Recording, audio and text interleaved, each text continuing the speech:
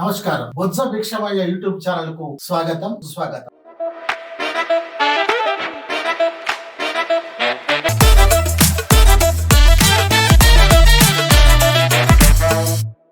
మిత్రులారా, రాష్ట్రంలో దేశం ఉపాధ్యాయ రంగం పెద్ద ఆందోళనలో ఉంది. కేవలం రిక్రూట్ అయ్యేటోళ్ళు, ఇప్పుడు రిక్రూట్ అయిన వాళ్ళ సమస్య కాదు. ఇప్పటికే రిక్రూట్ అయినటువంటి లక్షలాది మంది ఉద్యోగులు బిక్కుమంటూ ఉన్నారు. ఏమిటి అంటే TET, teacher eligibility test. TET అనే భూతం వారిని భయపెడుతుంది, బెదిరిస్తుంది. అది సుప్రీంకోర్టు ద్వారా దీనికి సంబంధించి వారి ఆందోళనకు, వారి మానసిక స్థైర్యాన్ని నిలబెట్టడం కోసం అసలు ఈ పరిస్థితి ఎందుకు వచ్చిందో మనతో చర్చించడానికి మన తెలంగాణ రాష్ట్ర యూటీఎఫ్ మరియు జాతీయ ఎస్టీఎఫ్, యూటీఎఫ్ తెలంగాణ అధ్యక్షులు, ఎస్టీఎఫ్ నేషనల్ ప్రధాన కార్యదర్శి చావా రవి గారు మనతో ఉన్నారు. వారిని అడిగి ఈ విషయాలపై తెలుసుకుందాం. రవి గారు నమస్కారం అండి.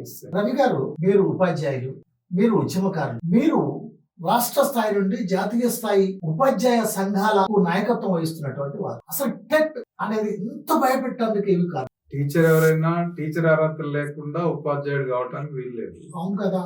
ఉపాధ్యాయ అర్హత పరీక్ష అనేటువంటిది విద్యా హక్కు చట్టం వచ్చిన తర్వాత 2010 ఆగస్టు 23న ఎన్సిటి నోటిఫై చేసింది టీచర్ ఎలిజిబిలిటీ టెస్ట్ పాస్ అవ్వాలి. ఎందుకు అంటే విద్యా హక్కు చట్టంలో సెక్షన్ 23లో దేశవ్యాప్తంగా ఉపాధ్యాయులందరికీ ఒకే రకమైన అర్హతలు ఉండాలి అన్నారు. ఎందుకంటే రాష్ట్రాలలో ఒక్కో దగ్గర ఒక రకంగా ఉన్నాయి గతంలో. వాటన్నింటినీ రెగ్యులేట్ చేస్తూ ఉపాధ్యాయులందరూ ఒక యూనిఫామ్ క్వాలిఫికేషన్స్ ఉండాలా అనేటువంటిది సెంట్రల్ గవర్నమెంట్ పార్లమెంట్ లో చట్టం చేస్తుంది. ఆ చట్టం చేసిన విద్యా హక్కు చట్టం చేసేటప్పుడు ఏం చెప్పిందంటే, కేంద్ర ప్రభుత్వం ఒక ప్రాధికార సంస్థను నియమిస్తుంది, ఆ సంస్థ ఉపాధ్యాయుల యొక్క అర్హతలు నిర్ణయిస్తుంది అని చెప్పింది. సో ఆ ప్రాధికార సంస్థ NCT national council for teacher education. NCT వాళ్ళు 2010 ఆగస్టు 23న గెజెట్ నోటిఫికేషన్ ఇచ్చారు.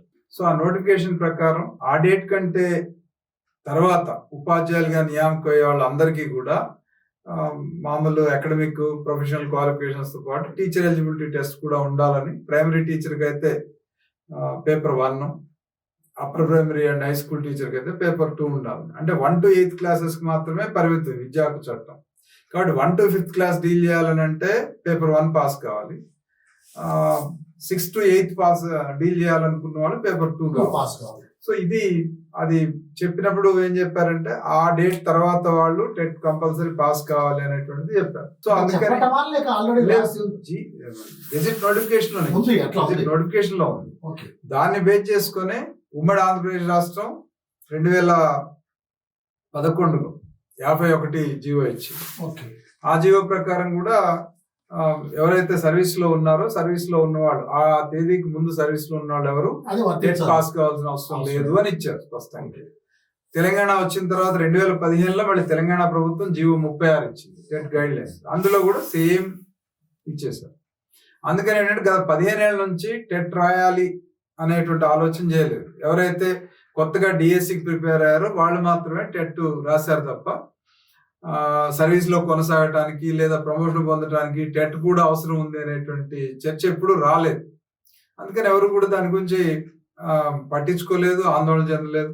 కానీ ఇప్పుడు సడన్ గా మన September 1న సుప్రీంకోర్టు ఇచ్చినటువంటి జడ్జిమెంట్ ఏదైతే ఉందో, ఇప్పుడు ఆ సుప్రీంకోర్టు ఇచ్చినటువంటి జడ్జిమెంట్ పైన అప్పీల్ పిటిషన్ లో మీరు కూడా ఇంప్లీట్ అయ్యి ఫైట్ చేస్తున్నట్టుగా కూడా మాకు తెలిసింది.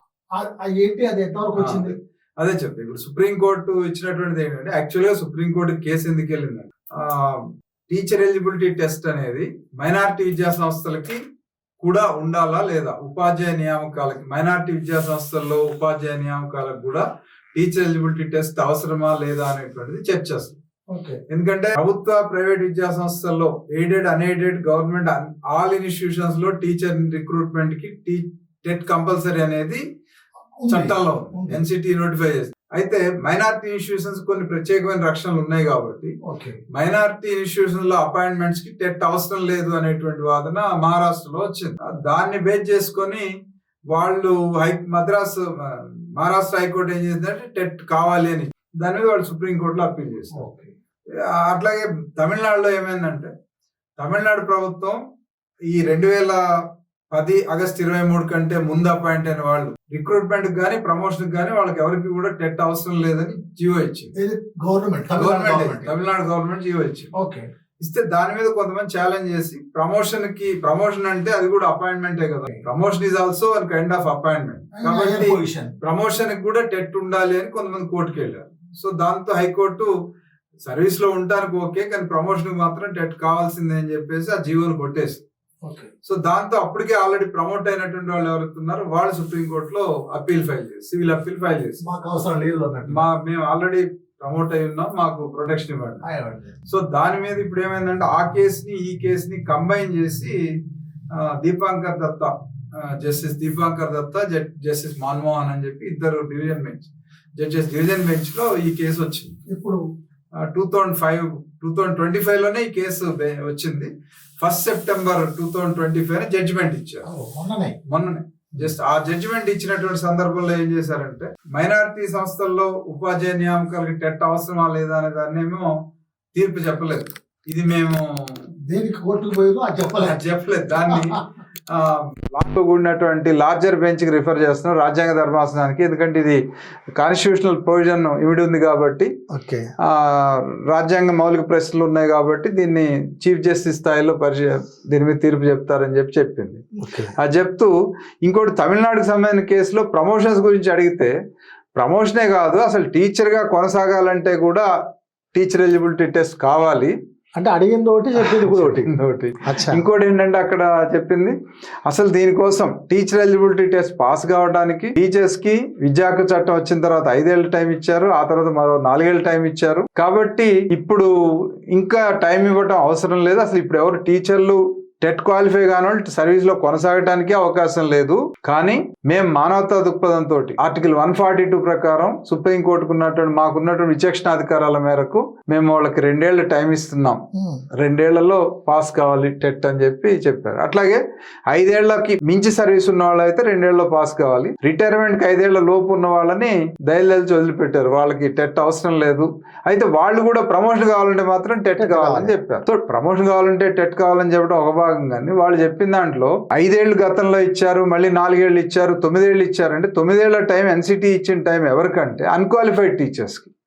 వీళ్ళెవరు అన్క్వాలిఫైడ్ కాదు, క్వాలిఫైడ్ టీచర్స్ అంతా డిగ్రీ బిఎడ్ లేకపోతే ఇంటర్ డిఎడ్ అయిపోయి fully qualified to hold the post of teacher. Then only teacher post వచ్చారు. డిఎస్సి రాసి రిక్రూట్మెంట్ లో హెవీ కాంపిటీషన్ తట్టుకుని వాళ్ళు టీచర్ గా ఎంపికయ్యారు. టీచర్ అయిన తర్వాత టీచర్ గా వాళ్ళు పనిచేసిన 25 ఏళ్ళు 30 ఏళ్ళ నుంచి టీచర్గా పనిచేస్తా ఉన్నారు. టీచర్ గా పనిచేస్తా ఉన్న తర్వాత వాళ్ళని ఇప్పుడు మళ్ళీ ఇప్పుడు వెనక్కి పోయి మీరు టీచర్ గా అర్హత ఉందా లేదా నిరూపించుకోండి అని అంటే ఒక ఎంబీబీఎస్ డాక్టర్ ని ఇప్పుడు కొత్తగా నీట్ ఎగ్జామ్ పెట్టారు కాబట్టి నువ్వు మళ్ళీ నువ్వు ఇప్పుడు నీట్ ఎగ్జామ్ రాసి నువ్వు తెచ్చుకో అని అంటే గతంలో ఎందుకంటే ఎంబీబీఎస్ కి మెరిట్ లో తీసుకునేవాడు, ఎంబీబీఎస్ స్టేట్ లెవెల్ టెస్ట్ ఉండేది, ఇప్పుడు నీట్ పెట్టారు. అందుకని ఇప్పుడు నీట్ పెట్టాం కాబట్టి మీరు అందరూ డాక్టర్లు అందరు పోయి మళ్ళీ నీట్ క్వాలిఫై అని అంటే ఎట్లా సాధ్యం? టీచర్స్ కూడా అదే పద్ధతిలో ఉంది. అందుకని ఇది కరెక్ట్ కాదు అనేటువంటిది మేము చెప్పాం. అందుకని దీని మీద ఇమీడియట్ గా ఎప్పుడు జడ్జిమెంట్ వచ్చిన వెంటనే మేము దాని మీద రియాక్ట్ అయ్యాం. ఎందుకంటే ఇప్పుడు ఆల్ ఇండియా ఎన్సిటీలో కూడా వాళ్ళని కలిసినట్టుగా ఆ సెక్రటరీ తోటి మీరు మాట్లాడినట్టుగా తెలిసింది. ఆ తర్వాత ఎన్సిటిఈ పైన గానీ కేంద్ర ప్రభుత్వం పైన గానీ ఒత్తిడి తేవడానికి ఎస్టీఎఫ్ గా యూటీఎఫ్ గా మీరు ఏం చేస్తున్నారు? ఎందుకంటే ఇది యాక్చువల్ గా మన మొత్తంగా ఈ జడ్జిమెంట్ ఇప్పుడు వచ్చింది కానీ జడ్జిమెంట్ కంటే ముందే తెలంగాణ రాష్ట్రంలో ప్రమోషన్ల వివాదం ఒకటి 2024 బిగినింగ్ లో వచ్చింది. మన దగ్గర కూడా కొంతమంది 2012 తర్వాత అపాయింట్ టీచర్ గా అపాయింట్ అయిన వాళ్ళు టెట్ క్వాలిఫై ఉన్నారు. అంతకుముందు వాళ్ళు టెట్ లేదు. వీళ్ళు ప్రమోషన్ కోసం వీళ్ళు కోర్టులో కేసు వేశారు. టెట్ ఉన్న వాళ్ళకి ప్రమోషన్ ఇవ్వాలని చెప్పి కోర్టులో కేసు వేశారు. సో ఆ సందర్భంలో మేము జోక్యం చేసుకుని ఎన్సిటీ దగ్గరికి వెళ్ళి ఎవరికి అవసరం టెట్ ఎవరికి కాదు అనేటువంటి దాని మీద మేము క్లారిఫికేషన్ తెచ్చాం. అప్పుడు టెట్ విషయంలో సంక్షోభం పరిష్కారం అయింది. అది కొంత అవగాహన ఉంది. అందుకని ఈ జడ్జిమెంట్ సుప్రీంకోర్టు జడ్జిమెంట్ వచ్చిన వెంటనే మేము ఇమీడియట్ గా రియాక్ట్ అయ్యాం. రాష్ట్ర ప్రభుత్వాన్ని కలిసాం, దీని మీద రివ్యూ పిటిషన్ వేయండి లేకపోతే టీచర్స్కి అన్యాయం జరుగుతుందన్నా. ఎందుకంటే ఇవాళ మన రాష్ట్రంలో 45,000 మంది మీద ఎఫెక్ట్ పడుతుంది. అంతే కదా, దేశవ్యాప్తంగా 25 లక్షల మంది 25 లక్షల మంది ఉపాధ్యాయులకి ఎఫెక్ట్ అవుతున్నారు ఇప్పుడు టెట్. చాలా చిన్న సంఖ్య కాదు ఇది, పెద్ద సంఖ్య. 25 లక్షలు అంటే మామూలు 25 లక్షల మంది ఉపాధ్యాయుల భవిష్యత్ ఈ రోజు రోడ్ల పైన ఉంది. అందుకని మరి ఇంతమంది ఇందులో ఇప్పుడు బీహార్ లో, ఉత్తరప్రదేశ్ లో 5 లక్షలు 4 లక్షల మంది టీచర్లు టెట్ క్వాలిఫై కావాల్సిన వాళ్ళు ఉన్నారు ఇప్పుడు దీని ప్రకారం. సో ఇవన్నీ మేము చూసిన తర్వాత ఇమీడియట్ గా ప్రైమ్ మినిస్టర్ కి రిప్రజెంట్ చేసాం, ఎడ్యుకేషన్ మినిస్టర్ కి ఇచ్చాం, ఎడ్యుకేషన్ సెక్రటరీకి ఇచ్చాం. అట్లాగే సుప్రీం కోర్టులో కూడా రివ్యూ పిటిషన్ STFI తరఫున రివ్యూ పిటిషన్ వేసాం. మనం వేయటమే కాకుండా రాష్ట్ర ప్రభుత్వాలను వేయాలని చెప్పి డిమాండ్ చేసాం. STFI గా అన్ని రాష్ట్ర ప్రభుత్వాలను అడగండి అని చెప్పి మా STFI యూనియన్స్ అన్నిటికీ వేసాం. ఇప్పటి వరకు వేసినటువంటి వాళ్ళు మన తెలంగాణ వేసింది, తమిళనాడు వేసింది, జార్ఖండ్ వేసింది, ఉత్తరప్రదేశ్ వేసింది, తర్వాత ఆంధ్రప్రదేశ్ ఒకటి, తర్వాత కేరళ, ఇంకొక 6-7 రాష్ట్రాలు రివ్యూ పిటిషన్స్ వేసినాయి. ఇవి కాకుండా సంఘాలుగా కూడా STFI తర్వాత ఇంకా కొన్ని సంఘాలు కూడా వేసి మొత్తం ఇప్పటికి 26 పిటిషన్లు పడ్డాయి. ఇప్పుడు రివ్యూ పిటిషన్ 26 మంది ఫైల్ చేశారు, వ్యక్తులుగా కావచ్చు, సంఘాలుగా కావచ్చు, రాష్ట్ర ప్రభుత్వాలు కావచ్చు. దీని మీద ఇంతమటికి ఇంకేమి గవర్నమెంట్ వెస్ట్ బెంగాల్ కూడా నిన్న వేసింది పిటిషన్. వీటి మీద ఇంకా గవర్నమెంట్ సుప్రీంకోర్టు జడ్జి మళ్ళీ టేకప్ చేయలేదు. చేస్తే అయితే వీళ్ళంతా వేసింది ఒక ఎత్తు, NCT గానీ సెంట్రల్ గవర్నమెంట్ గానీ వేస్తే ఇంకొక రకంగా ఉంటుంది ఎఫెక్టివ్. ఇంతమటికి వేయలేదు. వాళ్ళు ఎంతసేపు బీహార్ ఎలక్షన్ అడవుల్లో ఉన్నారు తప్ప ఇన్ని లక్షల మంది ఉపాధ్యాయుల మీద ప్రభావం చూపుతున్న ఇష్యూని, ఈ సీరియస్నెస్ ని గమనించినట్టు అనిపించలేదు. మేము దీని మీద చాలా మంది ఢిల్లీలో ఇప్పటికి ఆల్రెడీ పోరాటాలు నడుస్తున్నాయి. మేము కూడా STFI ఆధ్వర్యంలో రేపు డిసెంబర్ 10వ తేదీన అన్ని సంఘాలను పిలిచి రౌండ్ టేబుల్ పెట్టాం. అట్లాగే జనవరి 29న మార్చ్ టు పార్లమెంట్ కూడా, ఈ లోపు ఏం కాకపోతే మార్చ్ టు పార్లమెంట్ నిర్వహించాలని ఇష్యూ మీద కూడా ప్రోగ్రామ్ తీసుకున్నాం. అట్లా మేము ఇంకోటి ఏంటంటే ఇక్కడ ఒకటి టెట్ అవసరమా లేదా అనేది ఒకటి. రెండో ఇష్యూ అసలు టెట్ లో ఉన్నటువంటి సిలబస్ లో అశాస్త్రీయత, టెట్ సిలబస్ అశాస్త్రీయత, టెట్ లో క్వాలిఫైయింగ్ మార్క్స్ కూడా. టెట్ పాస్ అయినంత మాత్రం ఉద్యోగం ఇయ్యరు, టెట్ పాస్ అయితే ఉద్యోగం ఇయ్యరు. మరి ఉద్యోగం ఎట్లా ఇస్తారు? ఉద్యోగం ఇవ్వాలంటే మళ్ళీ DSC రిక్రూట్మెంట్ టెస్ట్ జరగాలి, టీచర్ రిక్రూట్మెంట్ టెస్ట్ జరగాలి. దానికి దీనికి ఏంటి అసలు? ఏంటంటే ఉపాధ్యాయుడిగా అర్హత ఉంది నీకు ఉపాధ్యాయుడిగా అనేది టెట్. తర్వాత మళ్ళీ ఉపాధ్యాయుడిగా నియమించబడి ఉద్యోగం రావాలని అంటే నువ్వు టీచర్ రిక్రూట్మెంట్ టెస్ట్ రాష్ట్రాలు పెట్టుకుంటాయి, దాంట్లో రావాలి. ఇప్పటికే ఆల్రెడీ టీచర్ రిక్రూట్మెంట్ టెస్ట్ అయిపోయి ఉద్యోగంలోకి వచ్చిన వాళ్ళకి ఇప్పుడు టెట్ పెట్టి ఇచ్చేటువంటి సందర్భంలో నీకు 60 మార్కులు, ఇది OC క్యాండిడేట్స్ అయితే జనరల్ కేటగిరీకి 60% మార్క్స్ రావాలి, 150కి 90 అవుట్ ఆఫ్ 150. ఇది చాలా ఎక్కువ. ఎందుకంటే క్వాలిఫైయింగ్ టెస్ట్ ఎప్పుడు కూడా 40% మించకూడదు. క్వాలిఫైయింగ్ టెస్ట్ ఎప్పుడు 40% మించేది ఉండదు. 10th క్లాస్ నుంచి ఎక్కడ PG వరకు తీసుకున్నా కూడా అంతే ఉంటుంది. అట్లాంటి సందర్భంలో ఇవాళ 60% మార్క్స్ వస్తేనే క్వాలిఫైయింగ్ OCs కి, 55% వస్తే OBCs కి, 50% వస్తే SCs STs కి. ఇది సెంట్రల్ గవర్నమెంట్. సరే స్టేట్ గవర్నమెంట్ వచ్చేసి 40, 50, 60 OC అందరికి 60 ఉంది. ఇది అయిపోయింది. సో దీన్ని మనం ఏం చేసామంటే ఈ టీచర్ ఎలిజిబిలిటీ టెస్ట్ లో ఇచ్చేటువంటి క్వాలిఫైయింగ్ మార్క్స్ ఏవైతుందో వీటిని రిడ్యూస్ చేయండి, అందరికి 40% చేయడం కరెక్ట్. ఎందుకంటే ఈ మార్క్స్ కి వెయిటేజ్ కాబట్టి ఎక్కువ మార్కులు తెచ్చుకున్నోడికి టీచర్ రిక్రూట్మెంట్ లో కొత్త టీచర్లకి ఉపయోగం, కొత్తగా టీచర్ రిక్రూట్ అయ్యేవాడికి ఎక్కువ మార్కులు తెచ్చుకుంటూ ఉపయోగం. కానీ క్వాలిఫై కావడం అనేది పాస్ మార్క్ మినిమం ఒక 40 మార్క్స్ ఏదో పెడితే ఇన్ సర్వీస్ టీచర్లు కానీ ఎవరికైనా టీచర్ ఎలిజిబిలిటీ అనేది 40% తో టీచర్ ఎలిజిబిలిటీ వస్తుంది అనేది ఒకటి. రెండోది ఏంటంటే సిలబస్ ఎట్లా ఉంది, ఒక హిందీ పండిట్ హిందీ మాత్రమే చెప్తాడు, కానీ తెలుగు పండిట్ తెలుగు చెప్తాడు, ఇంగ్లీష్ టీచర్ ఇంగ్లీష్ చెప్తాడు.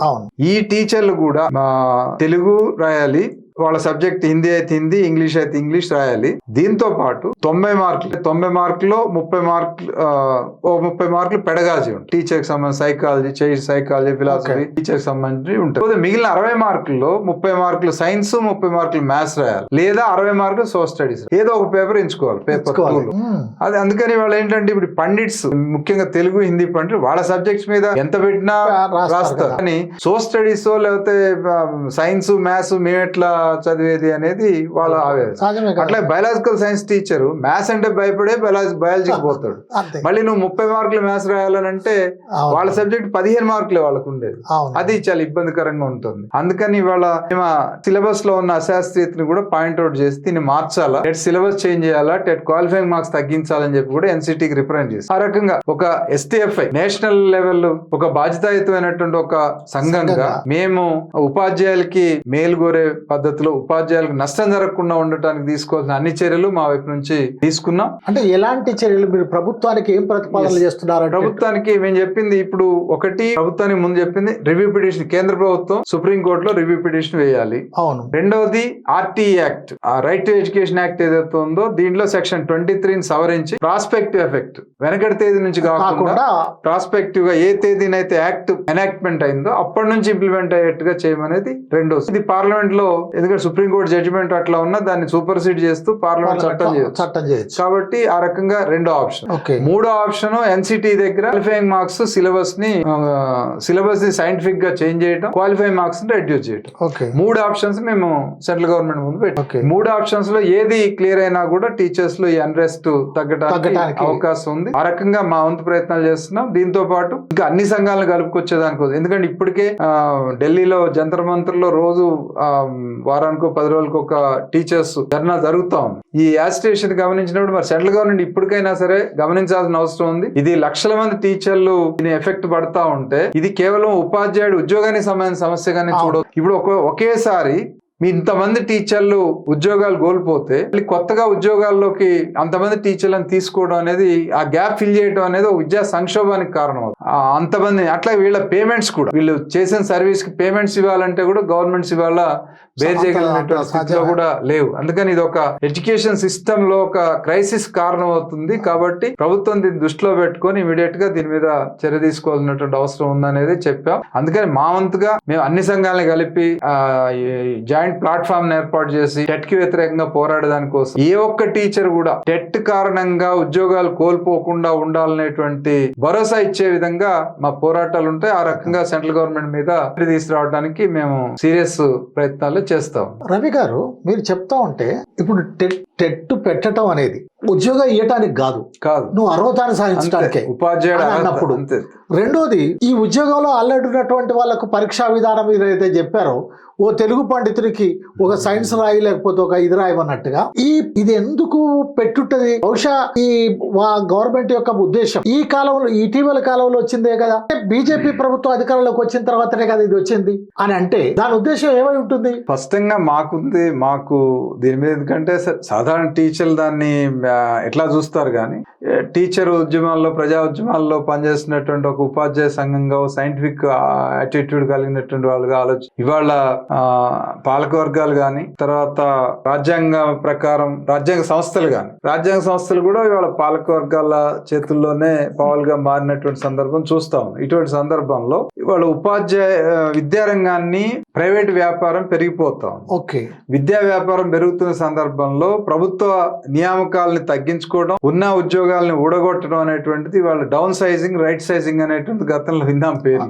ఇవాళ ఇప్పుడు జరుగుతున్నది కూడా అది. విద్యారంగంలో ఉపాధ్యాయ నియామకాలను తగ్గించడానికి, ఉపాధ్యాయుల్ని ఇప్పుడున్నటువంటి ఖాళీలను భర్తీ చేయకుండా ఉన్న ఉపాధ్యాయుల సంఖ్యని తగ్గించుకోవడం కోసమే పాలకులు ఈ రకమైనటువంటి పన్నాగాలు వన్నుతున్నారు అనేటువంటిది మాకున్నటువంటి అవగాహన. అందుకని ఆ క్రమంలోనే ఈ రోజు సుప్రీంకోర్టు ఇచ్చిన జడ్జిమెంట్ కూడా ఎక్కడ 25-30 ఏళ్ల సర్వీస్ చేసిన ఖచ్చితంగా ఆ పాలకుల విధానాలకు అనుగుణమైనటువంటి తీర్పులుగానే ఉంటా ఉంది. అందుకని మేము దీన్ని వ్యతిరేకిస్తా ఉన్నాం. తప్పనిసరిగా దీన్ని రివ్యూ చేయాలి. ఆ జడ్జిమెంట్ ని ఉపాధ్యాయులు ఎవరికి, ఏ ఒక్క ఉపాధ్యాయుడిని కూడా, సర్వీస్ లో ఉన్నటువంటి ఉపాధ్యాయులు ఎవరికి కూడా ఉద్యోగం నెట్ కారణంగా తొలగించకుండా చూడాలనేటువంటిది. రవి గారు, న్యాచురల్ గా అంటే ఒక సహజ న్యాయ సూత్రం అనండి, లేక ఇంకేదైనా అనండి, ఒకసారి అన్ని పరీక్షలు పాస్ అయ్యి ఉద్యోగంలోకి వచ్చిన తర్వాత, అనేక సంవత్సరాలు ఉద్యోగం చేసిన తర్వాత కొత్తగా ఒక ప్రభుత్వం ఒక చట్టమో, ఒక యాక్ట్, ఒక సర్క్యులర్ జారీ చేస్తే ఆ పరిధిలో ఆ జారీ చేసిన కానించి రావాలి కానీ బ్యాక్ డేట్ నుంచి వస్తుంది అనేది ఎలా అది న్యాయపద్ధం అండి? అది సహజ న్యాయ సూత్రాలకు విరుద్ధం. ఏ రకంగా చూసినా కూడా తప్పు. ఎందుకంటే వెనకటి తేదీ నుంచి అమలు జరపడం కరెక్ట్ కాదు. వెనకటి తేదీ నుంచి అమలు చేయాలంటే దానికి కనీసం 3 నుంచి 5 ఏళ్ల టైం ఇవ్వటం అనేటువంటిది, చిన్న పరీక్షలు ఏవైనా ఉంటాయి, క్వాలిఫికేషన్ ఉంటాయి. కానీ ఇది టీచర్ ఎలిజిబిలిటీ టెస్ట్ అనే దాన్ని తీసుకొచ్చేసి నువ్వు 15 ఏళ్ళు అవసరం లేదని చెప్పి ఇప్పుడు కొత్తగా అవసరం అని చెప్పడం అనేది చాలా అన్యాయం. అంటే ఆ రకంగా న్యాయం చూసారా రవి గారు, ఇది ఎంత అన్యాయమైనటువంటిదో. ఏ విధంగా పాలక వర్గాలు న్యాయం రెండు కూడా ఒకరినొకరు బలపరుచుకునే విధంగా ఉంటున్నాయో కూడా మనం చూసాం. ఈ టెట్ అనే ఉద్దేశం ఏమిటి, లక్ష్యం ఏంటో కూడా రవి గారు చాలా స్పష్టంగా చెప్పారు. దేశ వ్యాపితంగా 25 లక్షల మంది జీవితాలు బజార్లో పడబోతున్నాయి. తప్పనిసరి యూటీఎఫ్, ఎస్టీఎఫ్ తదితర అనేక సంస్థలు కూడా కలిసి ఉద్యమాలు చేసి తప్పనిసరి ప్రభుత్వాన్ని, చట్టాన్ని, పార్లమెంట్ కూడా స్తంభింపజేసి, కదిలింపజేసి మీరు న్యాయం సాధించడానికి వారు ఉద్యమం చేస్తామని అంటున్నారు. ఆ ఉద్యమం జయప్రదం కావాలని కోరుతూ చూస్తూనే ఉండండి బొజ్జ భిక్షమయ్య యూట్యూబ్ ఛానల్. సబ్స్క్రైబ్ చేయండి, షేర్ చేయండి, లైక్ చేయండి, కామెంట్ చేయండి. థ్యాంక్ యూ రవి గారు, థ్యాంక్ యూ వెరీ మచ్.